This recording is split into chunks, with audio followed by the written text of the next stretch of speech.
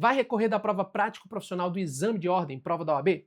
Neste vídeo, eu vou explicar tudo o que você precisa saber para fazer um bom recurso, quais são os seus direitos e até o que fazer também caso o seu recurso não seja provido. Então vamos falar aqui sobre recurso da prova prático-profissional, como recorrer do resultado, o que aumenta as chances e o que fazer se o recurso for indeferido.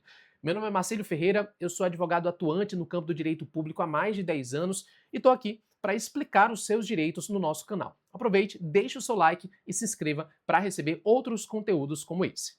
Eu sempre gosto de iniciar dizendo que, embora eu traga aqui esse conteúdo informativo, é sempre necessário fazer uma análise individual de cada caso, analisando prazo, formato e regras da respectiva edição do seu exame de ordem, consultando o site da banca, edital, etc.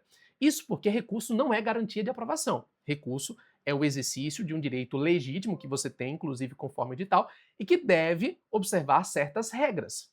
É fundamental entender quais são essas regras e como funciona o jogo, para que você consiga realmente um resultado favorável. Recurso não é um desabafo. Você não está ali para desabafar. Recurso é uma peça técnica para alcançar a pontuação desejada. E é muito importante que você faça, na medida em que seja cabível, para garantir uma correção justa. A prova prático-profissional é uma prova que exige pelo menos 6 pontos de 10 para que você seja considerado como aprovado. Nós temos ali uma prova com valor total de 10 pontos e a aprovação exige 6,0. Quando a nota fica perto disso, então cada item conta e a fase recursal pode ser decisiva, né, pessoal?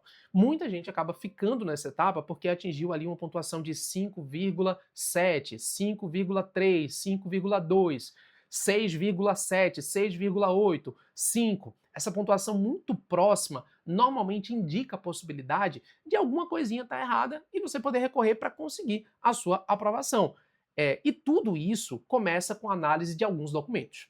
3 documentos precisam ser analisados para ver a viabilidade do seu recurso. Primeiro, a imagem digitalizada da sua prova. A banca fornece. É preciso pegar o texto definitivo que você escreveu para poder entender ali qual foi a escrita, qual foi o conteúdo entregue. Muitas vezes o candidato está achando que escreveu algo, mas não estava lá no âmbito do caderno da prova, tá? Então tem que ter a imagem digitalizada da sua prova.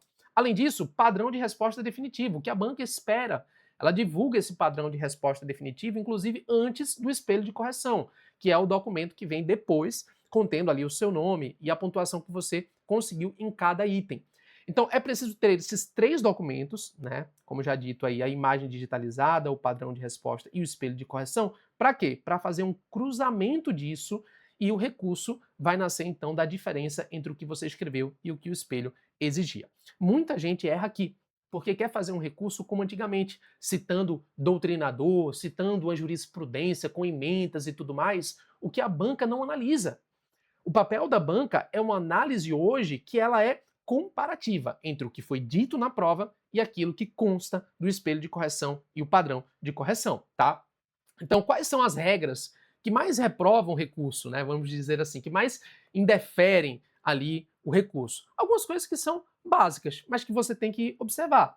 Então, primeiro, o prazo, evidentemente, né? O prazo é curto, improrrogável. Em regra, você tem ali 3 dias corridos pelo próprio site da banca. O recurso ainda tem que observar o fato de que não é um recurso geral para tudo. É um recurso para cada questão discursiva e um para peça. E cada recurso tem um limite de 5.000 caracteres, inclusive. Então você vai fazer, por exemplo, o recurso de peça, às vezes tem 3, 4, 5 itens para recorrer, tem que ter muito cuidado para observar esse limite de caracteres, 5.000 caracteres. Então, um recurso para cada questão, você vai fazer ali, por exemplo, 4 recursos, se forem das 4 questões, e um recurso para peça, 5 recursos, às vezes, você precisa fazer, a depender do tipo de prova que você realizou e do que tem margem para recorrer.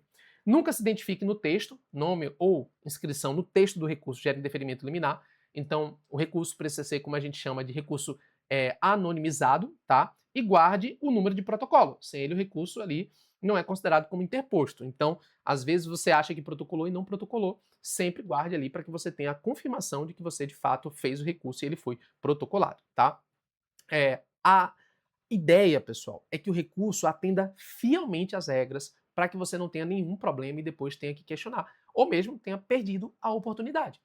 Como é que se estrutura basicamente um recurso? Qual é a anatomia de um recurso técnico? Primeiro, você precisa identificar o item contestado. aponte exatamente qual é o item do espelho que não recebeu a pontuação, né? Então sempre é importante iniciar dizendo, olha, o item tal exigia isso, dizer isso expressamente no recurso. O item 1.3 exigia isso. Beleza. Então você tem que indicar isso. Qual foi o item do espelho, né, que você ali basicamente entende que precisa ser revisto. Então indica o item do espelho. Segundo, descreva o que estava sendo ali exigido no item do espelho, que é o que eu falei. Olha, o item tal diz isso, né? E agora, eu preciso mostrar onde eu atendi aquilo. Ora, se o item 1.3 está dizendo isso e eu escrevi na linha tal coisa, então deve ser provido basicamente o meu recurso. Essa é a estrutura básica, pessoal. Então eu preciso do item, preciso, né, ali indicar o que estava sendo exigido, o que eu escrevi e o que eu estou querendo. Recurso no exame de ordem é assim, não é aquele recurso grande, enorme, que tem um monte de informação aleatória. A banca vai analisar exatamente esse comparativo. E aí, por isso, algumas dicas são importantes nesse contexto, tá? Fundamente na lei e no edital, não em doutrina de jurisprudência, isso como regra não é tão aceito.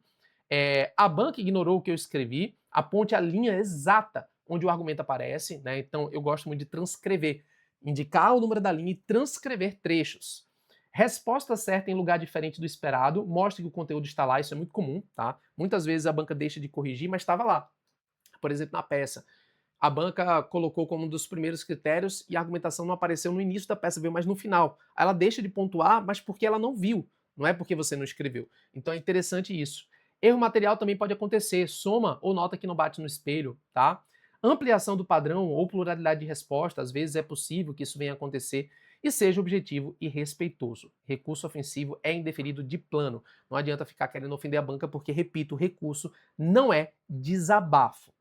Marcílio, tá, fiz tudo direitinho, elaborei o meu recurso, por isso eu até vou fazer um vídeo aqui mostrando para vocês, mas o recurso não foi provido. E agora? O que eu faço? Duas portas se abrem, administrativa e judicial. A administrativa é um pouco mais estreita, tá? Primeiro ponto é que a decisão da banca é meio que a palavra final no âmbito da via administrativa, tá? O resultado dos recursos sai junto com o resultado final, e ali, pessoal, você basicamente tem a decisão da banca recursal, que, em regra, é irrecorrível no âmbito da esfera administrativa. Mas a ouvidoria da OAB costuma ser aceita como ali uma fonte no caso de erro material, por exemplo, soma de pontos. Não é para rediscutir a correção, é para indicar a existência de um erro material, tá? Em último caso, na via administrativa, se você fez o recurso, não conseguiu, foi na ouvidoria e não conseguiu, vai lá, continua estudando, continua fazendo prova, tem a repescagem, né, para reaproveitar aí a primeira fase. E a outra via que é a via judicial. Só que tem que ter muito cuidado com a via judicial, porque a regra, pessoal, de acordo com o tema 485, inclusive já fiz outros vídeos sobre o tema, é de que não compete ao Poder Judiciário substituir a banca examinadora para reexaminar o conteúdo de questões, os critérios de correção utilizados, salvo ocorrência de ilegalidade ou de inconstitucionalidade.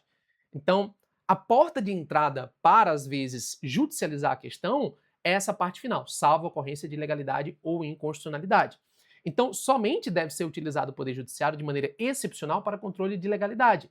Né? Quando há um erro material evidente, a resposta está conforme o gabarito, mas não teve pontuação, violação às regras do edital padrão de resposta da própria banca, questão fora do conteúdo do edital ou com erro grosseiro, né?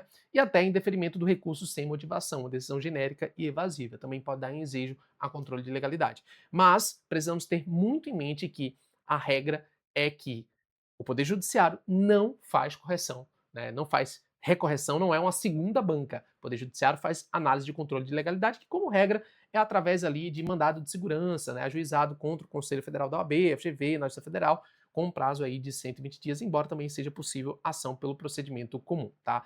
Ressaltando, pessoal, que é sempre importante avaliar a sua situação individual. A regra é que o Poder Judiciário não tem feito recorreção, né, das provas, mas excepcionalmente ele concede se tiver uma boa fundamentação material que, evidentemente, o advogado pode fazer e analisar.